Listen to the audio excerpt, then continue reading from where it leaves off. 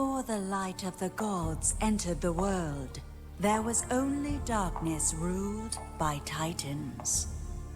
You and your kids just finished watching Season 2 of Percy Jackson. You see how obsessed they become with Greek mythology and decide now is a great time to bond with them through an epic gaming session. And what a better game to play than the very first Titan Quest. Join me as we play Titan Quest, the Anniversary Edition, on its 20th anniversary of the game's initial release. I spent 15 hours battling creatures from mythology and ancient times, all to answer the question, is it worth your limited time?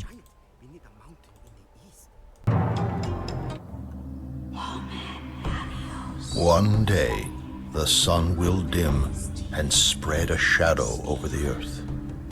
Developed by Iron Law Entertainment, Titan Quest initially released in 2006 to decent reviews. 1 year later, the first expansion, Immortal Throne, was released. Those were simpler times. Unfortunately, Iron Law closed its doors, but expansions continued to release over the decade. The Anniversary Edition, released in 2018, and now includes all the expansions, including the latest, Eternal Embers, released in 2021. It's crazy to think a game released in 2006 would still be getting expansions 15 years later, and even a sequel after almost 2 decades. You there, soldier! If you've come looking for rest and peace, you won't find it here in Helos. Our village has recently been beset by satyrs. We're dropped into the middle of conflict. We aren't given any information about the character we'll be playing as, so we can kind of invent our own backstory. We also can't do much to customize our look either. A few years ago this might have bothered me, but these days I find character creation to be much more tedious than enjoyable. I decide my character is a dad who is avenging his wife and child. Simple and, well, to be frank, vague enough. We basically step right into combat and are thrown into the story. Defend a village, go find Leonidas, prove yourself, and so on. The story rarely evolves as you are led from one area to the next, and it feels natural. We are tasked with discovering why these creatures are running rampant through Greece, and later discover many civilizations have been affected, from Greece to Egypt, up to Babylon and to China. Personally, I did not expect this to be such a vast, globe-spanning story, and to be frank, I was quite pleasantly surprised. We're trying to stop the Tolkien. That's an ancient race that's trying to disrupt communication between humans and gods, and so far they're succeeding.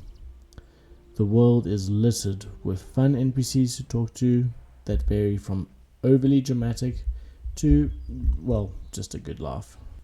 There's also a few side quests, but there aren't anything too fancy. That's kind of what I liked. There's only about 2 to 3 in each area, and they can be done whilst going from zone to zone. The side quests don't vary too much, and generally it's defeating a boss or a mob in an area, or it's finding a caravan of goods that may or may not be useful. They are worth doing for the XP boosts, but they don't add that much value beyond that. So you're the one who brought the centaur down. I thought only a Spartan warrior could accomplish such a feat. So you are here on Diomedes' behalf. Titan Quest has an interesting class system. You start the game as a blank canvas and slowly build your character based on how you want to play the game. There are 8 classes to choose from, and they range from classic melee to rangers, and there's also a variety of spellcasters. I select a Dream, as it's quite a unique option.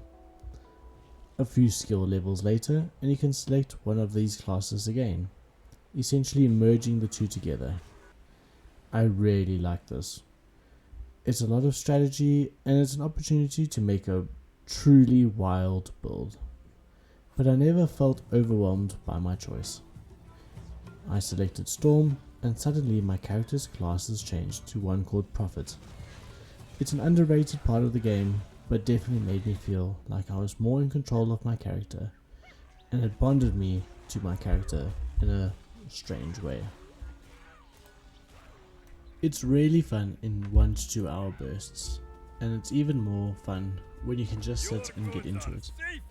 The checkpoints are frequent enough that if your kid wakes up early from their nap, you can sign off without losing too much progress. And if you're playing with someone, then you'll constantly feel like you're making good progress. You journey from point to point, from one area to the next, and it does feel like an epic quest. The maps appear confusing at first, but they really aren't, and it's quite intuitive to understand which way to progress the main quest, or even the side quests. Sand and wonder. One to the east, defeat the beast, and tear their plan asunder. The final light will mark the fight. The game uses a classic, but an old school movement mechanic. Click is move, and click is also hit. This isn't inherently a problem, but it does become difficult to manage mob situations. Sometimes my character would move or change the target of my attack because the mouse moved. You can hold shift down, but this locks your character's movement, and then getting away from mobs to heal or just run around and activate other skills becomes a nightmare.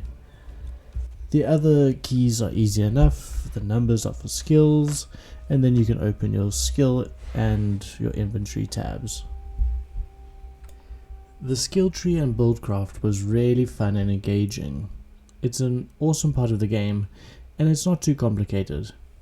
As the saying goes, it's fun to engage with, but difficult to master. Then there's the sound design. It's really well done, and it's fully engaging. It really pulls you into the game quickly after a busy workday. The soundtrack does a lot of heavy lifting. Each zone has unique background sound, unique atmospheres, but a lot of the creatures in the zone begin to sound the same. The creatures, though, are all unique and all fun to fight with. Mysterious warrior, by saving my life you have done more than you know. I lead the Order of Prometheus in Athens. We are an ancient order. You hit the ground running in this game, and that's part of the charm. It's tempting to speak to every NPC, but not really necessary. If you're playing with your kid, then I would definitely suggest speaking to a few, especially the bards or lawkeepers. They often give fun backstory to the various gods in a zone, and it's a good bit of learning. I'm not sure if every child went through it, but me and my friends, we went through a mythology phase hard. So if your child is interested in mythology, or if you just finished watching Percy Jackson, either on Disney Plus or by reading the books, and you need somewhere else to get your fix, you won't be disappointed by this game. We've got troubles. Every part of Greece is troubled these days. Sure. As a busy parent, I definitely suggest focusing skills rather than going broad. You can select some basic skills and slowly increase their potency. This maximizes your damage and means you'll be outmanned, but you never get outgunned. There's plenty of opportunities to use the checkpoints and also pause the game. It's underrated, but very helpful to be able to pause and exit the game because your toddler woke up from their nap.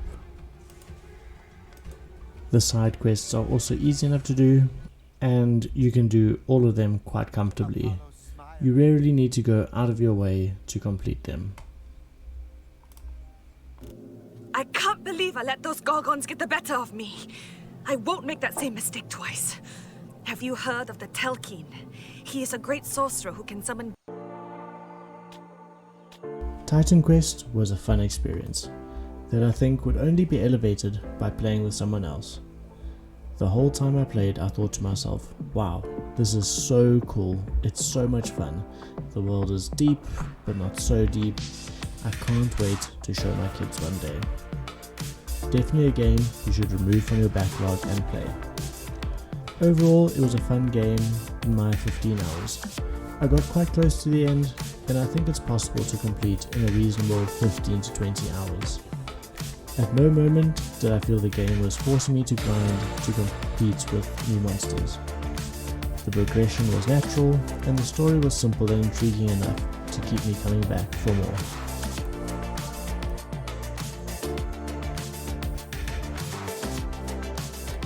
Thanks for watching this video. If you like what you see, please consider giving the video a like and a subscribe to see more content like this. Comment below your tips and any advice you might have for somebody who's keen to play Titan Quest, or ask any questions that you might have on this game. Coming up, we venture into the past, remastered, with Crash Bandicoot.